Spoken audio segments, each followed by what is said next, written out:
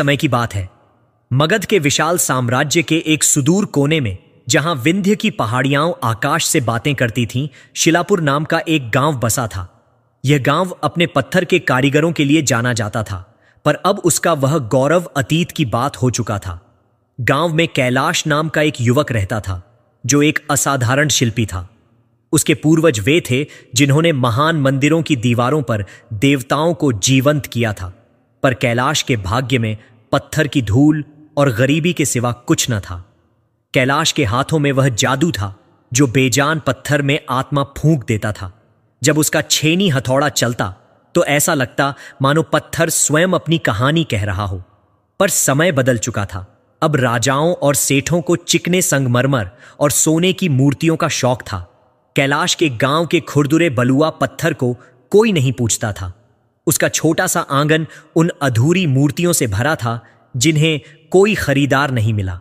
एक मुस्कुराते हुए गणेश, एक ध्यानमग्न बुद्ध, एक नाचती हुई अप्सरा, सब पत्थर की धूल में सने हुए, अपने बनाने वाले की तरह ही उपेक्षित। उसकी पत्नी वर्षों पहले एक महामारी में चल बसी थी। अब वह अपनी छोटी सी टूटी फूटी झोपड़ी में अकेला रहता था।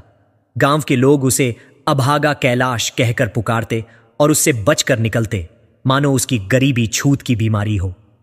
पेट भरने के लिए वह दिन रात खदान में पत्थर तोड़ता, पर जो मजदूरी मिलती वह 2 वक्त की सूखी रोटी के लिए भी पूरी न पड़ती। अक्सर वह जंगल में जाकर कंदमूल खा लेता या फिर पास की सूखी नदी की रेत में कछुए के अंडे ढूंढता। उसकी आंखों में एक कलाकार की चमक थी, पर वह निराशा की मोटी परत के नीचे दबी हुई थी। ऐसी ही एक तपती दोपहरी में, जब सूरज आग उगल रहा था, कैलाश खदान से थका हारा लौट रहा था। उसका शरीर पसीने और पत्थर की धूल से लथपथ था। तभी रास्ते के किनारे झाड़ियों में उसे कुछ सरसराहट सुनाई दी।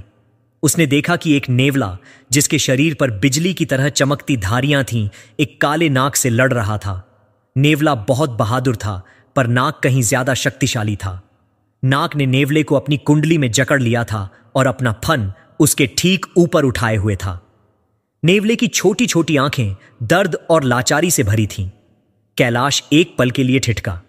वह जानता था कि ऐसे मामलों में पड़ना खतरे से खाली नहीं, पर उस छोटे से जीव की विवशता देखकर उसका हृदय पिघल गया। वह खुद को असहाय महसूस करने का दर्द अच्छी तरह समझता था। उसने बिना सोचे समझे पास पड़ा एक भारी पत्थर उठाया और अपनी पूरी ताकत से नाग के फन पर दे मारा। निशाना अचूक था। नाग ने एक आखिरी फुफकार के साथ नेवले को छोड़ दिया और झाड़ियों में गायब हो गया। नेवला बुरी